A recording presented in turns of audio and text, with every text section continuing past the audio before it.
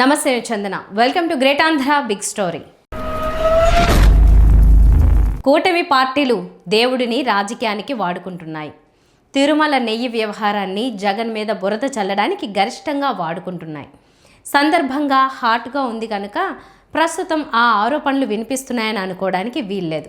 నిజానికి ఈ టాపిక్ను ఎప్పటికీ హాట్గా ఉంచడమే లక్ష్యంగా వారు కుటిల రాజనీతిని ప్రదర్శిస్తున్నారు. జగన్ హిందూ మత ద్రోహిగా చాటి చెప్పడానికి వారు పాట్లు పడుతున్నారు. దీనికి విరుగుడేంటి? జగన్ బ్రహ్మాస్త్రాన్ని ప్రయోగించాల్సిన తరుణం ఇది.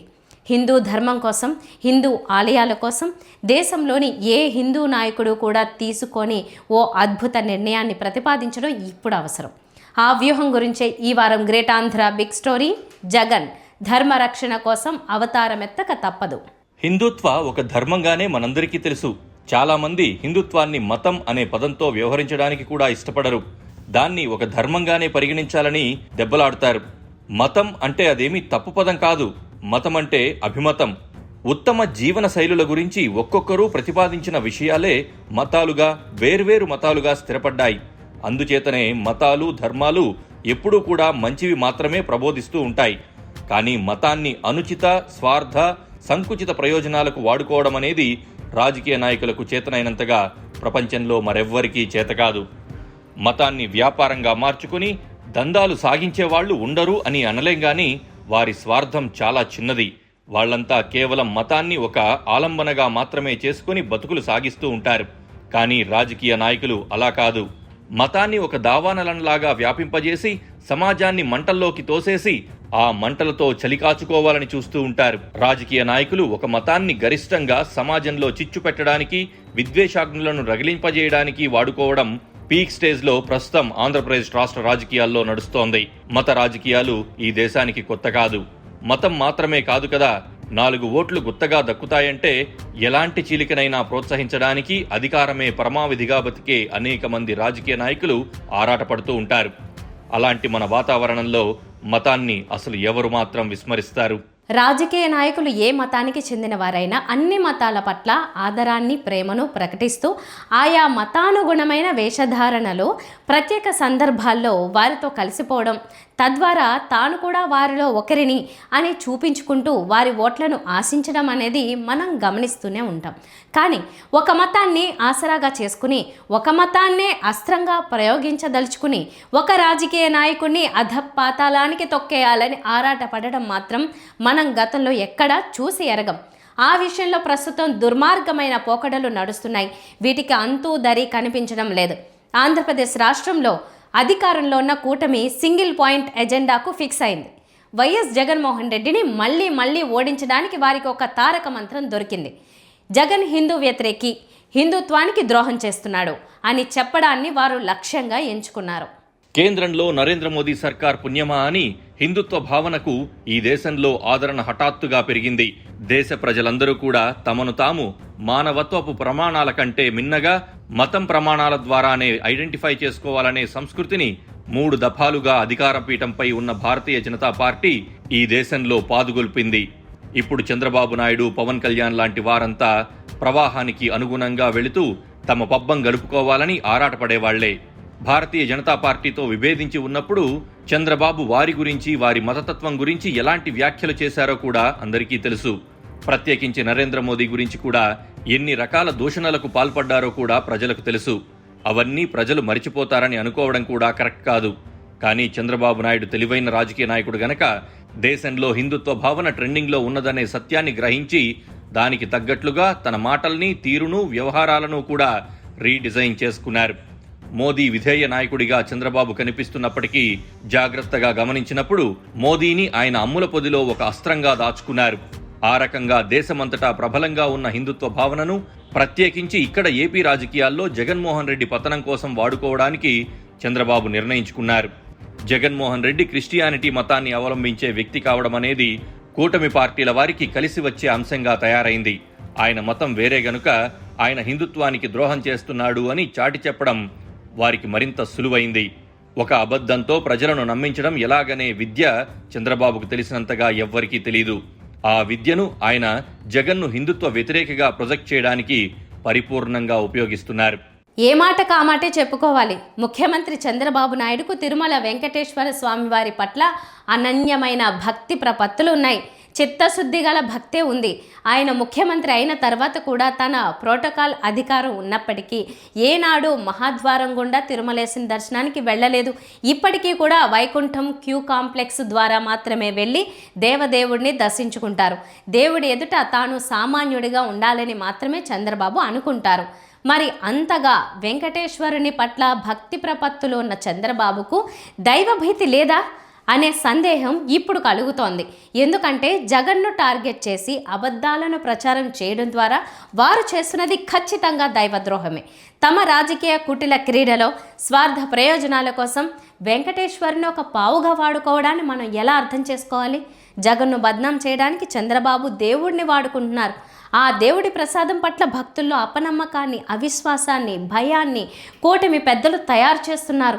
తద్వారా తన ప్రసాదం విషయంలోనే ఇన్ని తప్పుడు ఘోరాలు జరుగుతూ ఉంటే ఆ దేవదేవుడు ఎందుకు అచేతనంగా ఉండిపోయాడు అనే అభిప్రాయం, అపనమ్మకం ప్రజలకు కలిగేలా కూటమి నాయకుల ప్రవర్తన ఉంటోంది. ఈ పరిణామాలను గమనిస్తూ ఉంటే జగన్ పట్ల చంద్రబాబులో ఎంతటి అపరిమితమైన భయం ఉన్నదో కూడా మనకు అర్థమవుతుంది. దేవుణ్ణి ఇంత నీచంగా వాడుకోవడం ద్వారా తప్ప వైఎస్ జగన్ను ఎదుర్కోవడం తనకు సాధ్యం కాదు అని చంద్రబాబు డిసైడ్ అయ్యారా అనిపిస్తుంది. మరి ఇలాంటి తప్పులు చేస్తున్న చంద్రబాబును మాత్రం దేవుడు ఎందుకు ఉపేక్షిస్తాడు అనేది ప్రజల అభిప్రాయంగా తెలుస్తోంది. లడ్డూల తయారీకి వాడే నెయ్యి కల్తీ అయింది, అందుకు టీటీడీ అవినీతి కారణం. అధికారుల మీద కేసులు నమోదయ్యాయి, కానీ బోర్డు పాత్ర కూడా లేదు అని అనలేం. వారికి వాటాలు లేవని అనలేం. నెయ్యి కల్తీ వరకు నిర్ధారణ అయినట్టే, అందుకు వారికి శిక్షలు పడతాయి. కానీ దాని చుట్టూ వక్ర ప్రచారాల సంగతేంటి? జంతువుల కొవ్వు, ఆవు కొవ్వు, పంది కొవ్వు అందులో కలిసిందని చెప్పడం ద్రోహం కాక మరేంటి? గతంలో వచ్చిన రిపోర్టుల్లో ఆ విషయం స్పష్టంగా ఉన్నదని చంద్రబాబు, పవన్ కళ్యాణ్ మళ్లీ నిర్భీతిగా అంటున్నారు. అలా అన్న ప్రతిసారి అంత స్పష్టంగా ఎక్కడున్నదో ఒకసారి చదివి వినిపించవచ్చు కదా. ఆ పని మాత్రం చేయరు. ఈ నెయ్యిలో కొన్ని పదార్థాల ఆనవాళ్లు దొరికాయని, అలాంటి పదార్థాలు కొవ్వులో కూడా ఉంటాయని మాత్రమే వారు చెప్పే నివేదికలో ఉంది. అదే సమయంలో సుప్రీంకోర్టు ఏర్పాటు చేసిన సిట్టు అందించిన నివేదికలో సరఫరా అయిన నెయ్యిలో కేవలం కొన్ని రకాల కెమికల్స్ మాత్రమే ఉన్నట్టు తేల్చాయి.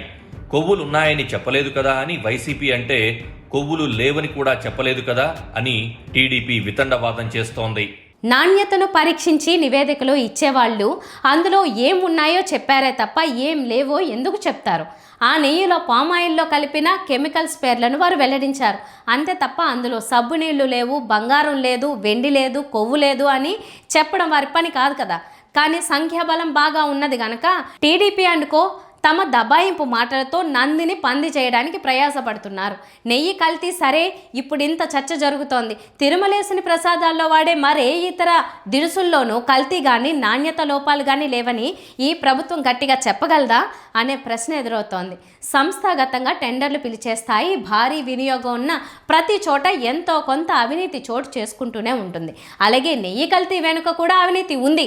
అవినీతి పరులు ఉన్నారు. వారెవరో ప్రభుత్వం తేల్చాలి. కానీ అంతిమ లబ్ధిదారు అనే పడికట్టు పదాల్ని ఉపయోగిస్తూ ప్రతి దానిని జగన్కు ముడిపెట్టే దుర్మార్గమైన వైఖరిని టీడీపీ అనుసరిస్తోంది. ఇలాంటి దుర్మార్గాలు జరుగుతున్నాయి గనక జగన్ ఇప్పుడు కొత్త వ్యూహం ప్రకారం వెళ్లాల్సిన అవసరం ఉంది. కొత్త అస్త్రాలను బయటకు తీయాలి. నెయ్యి కల్తీ చుట్టూ వారు విసిరిన ఉచ్చు ప్రకారమే మాట్లాడుతూ ఉంటే అంటుకుంటున్న బురద కడుక్కోవడం చాలా కష్టం. నెయ్యి కల్తీ చేయించారని టీడీపీ నిందిస్తుంది. జగన్ దళాలు కూడా అవే మాటలు వల్లిస్తూ నెయ్యి కల్తీతో, అవినీతితో చంద్రబాబుకు సంబంధం ఉందని అంటాయి. ఆ గిరి దాటి ప్రతిపక్షం ఆలోచన కూడా బయటకు రావడం లేదు. కానీ జగన్ వ్యూహం మార్చుకుని చేయాల్సిన విషయం వేరే ఉంది. జగన్ క్రిస్టియన్ మతాన్ని పాటించేవారు కనుక ఆయన ప్రత్యర్థులకు అది అడ్వాంటేజ్ అయింది. ఆయన హిందుత్వానికి ద్రోహం చేస్తున్నారనే ప్రచారం ద్వారా ఆయన పట్ల విద్వేషాన్ని ప్రజల్లో నాటడం వారికి ఈజీ అవుతోంది. అలాంటి తప్పుడు ప్రచారాన్ని అడ్డుకోవడం కష్టం. జగన్ ఇప్పటికిప్పుడు తన మతాన్ని మార్చుకున్నా కూడా రాజకీయ అవసరాల కోసం మార్చుకున్నారనే దుర్మార్గపు ప్రచారం ఉంటుంది. అలాగని ఆయన తన పుట్టుకను మార్చుకోలేరు. ఇలాంటి పరిస్థితుల్లో వ్యూహాలు మార్చుకోవడం అనేది ఆయన చేతుల్లో ఉన్న పని. రాష్ట్రంలో హిందూ ఆలయాల మీద పెత్తనం చేయడానికి దేవాదాయ శాఖ ఉంటుంది. హిందూ ఆలయాలు అన్నీ ఆ శాఖ పరిధిలోకి వస్తాయి. హిందూ ఆలయాలన్నీ ఆ శాఖకు, తద్వారా ప్రభుత్వానికి జవాబుదారీగా ఉంటాయి. వారి మీద దేవాదాయ శాఖ పెత్తనం ఉంటుంది. అందువల్లనే సకల అరాచకాలు చోటు చేసుకుంటూ ఉంటాయి కూడా. నిజానికి ఆలయాలకు చెందవలసిన సొత్తును ఇలాంటి శాఖ ఏర్పాటు ద్వారా పైకి కనిపించని రూపాల్లో ప్రభుత్వ అవసరాలకు మళ్లించడం జరుగుతూ ఉంటుంది కూడా. కానీ ఇతర మతాలకు ఇలా ప్రభుత్వానికి ఊడిగం చేయాల్సిన అగత్యం లేదు. ప్రభుత్వాన్ని గౌరవిస్తారు, చట్టాలకు లోబడి ఉంటారే తప్ప ప్రభుత్వం ఎదుట సాగిలపడి ఉండాలనే అవసరం లేదు. హిందూ ఆలయాలకు మాత్రం ఇలాంటి దుర్గతి ఉంది. సరిగ్గా ఈ పాయింట్ దగ్గర జగన్ తన ఫోకస్ పెడితే బాగుంటుంది. తనను హిందూ వ్యతిరేకిగా చిత్రీకరిస్తున్న వారు ఆ ధర్మం కోసం చేసినదేమీ లేదని ఆయన తిప్పికొట్టాలి. హిందూ ధర్మం సుసంపన్నంగా ఉండడానికి, హిందూ దేవాలయాలన్నీ అద్భుతంగా అలరారడానికి తాను చిత్తశుద్ధితో కట్టుబడి ఉంటానని ఆయన డంకా బజాయించి చాటి చెప్పాలి. ముస్లింలకు వక్ఫ్ బోర్డు ఎలాగైతే ఉంటుందో, క్రిస్టియన్ మిషనరీల విషయంలో ప్రభుత్వ జోక్యం ఏ విధంగా అయితే ఉండదో, అదే తరహాలో హిందూ ఆలయాలకు కూడా ప్రభుత్వ జోక్యం, పెత్తనం ఉండదని సరికొత్త వ్యవస్థను రూపుదిద్దుతానని ఆయన హిందూ సమాజానికి మాటివ్వాలి. తాను ఈసారి అధికారంలోకి వస్తే హిందూ ఆలయాల మీద ప్రభుత్వ ఆధిపత్యాన్ని నిర్దేశించే దేవాదాయ శాఖను రద్దు చేస్తానని ప్రకటించాలి. ఆలయాలన్నీ కూడా తమ ఆస్తులు, సంపదల విషయంలో స్వయం ప్రతిపత్తిని కలిగి ఉండవచ్చునని, స్థూలంగా పర్యవేక్షణ బాధ్యత, సహకారం మాత్రమే ప్రభుత్వం చేస్తుందని అంటూ కొత్త విధానాన్ని తీసుకురావాలి. నిజానికి ఇలాంటి నిర్ణయం కూటమి పాలకులు తీసుకోగలిగేది కాదు. అందుకే సాహసించి జగన్ ఇలాంటి ఆలోచనను విధానంగా మార్చుకోవాలి. హిందూ ఆలయాల్ని ప్రభుత్వ కబంధ హస్తాల నుంచి వేరు చేస్తాననే ప్రతిపాదనతో ప్రజల ముందుకు వెళ్ళాలి. ఆలయాల్ని స్వయం ప్రతిపత్తితో కాపాడేలా, హిందూ ధర్మం సంపదలు పెరిగేలా చేసే ధర్మ రక్షకుడిగా వైఎస్ జగన్మోహన్ రెడ్డి తనను తాను కొత్త అవతారంలోకి సృష్టించుకోవాలి. దేశంలో ప్రబలుతున్న హిందూ మేనియాను ఎవ్వరూ తగ్గించగలిగే పరిస్థితి లేదు. కానీ దేశంలోని ప్రతి హిందువు కూడా జగన్ను ధర్మరక్షణకు నడుం బిగించిన వ్యక్తిగా గుర్తించే పరిస్థితి కల్పించాలి. అప్పుడు కూటమి నేతల తప్పుడు ప్రచారాలన్నీ నీరుగారిపోతాయి. హిందూ వ్యతిరేకి, దైవద్రోహి అంటూ వారు చేస్తున్న తప్పుడు విమర్శలు గాలికి కొట్టుకుపోతాయి. ఇలాంటి సరికొత్త వ్యూహాన్ని అనుసరించకుండా ప్రత్యర్థులు విసిరే ఉచ్చులోనే సంచరించినంత కాలం జగన్ భిన్నమైన ఇమేజీతో ప్రజాదరణ మూట కట్టుకోవడం కష్టం. ఇది వాళ్ళ బిగ్ స్టోరీ. మరిన్ని టాపిక్స్తో కలుద్దాం. నమస్తే.